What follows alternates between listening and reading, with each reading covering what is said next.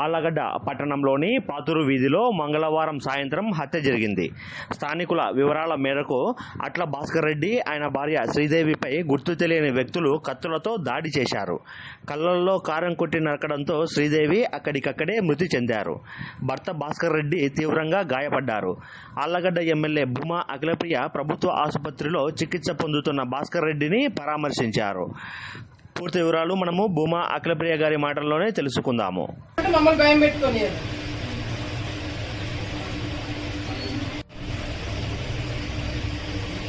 మీరంటే భయం లేదు, మేము భయం పెట్టుకున్నామంటే మమ్మల్ని భయం పెట్టుకొని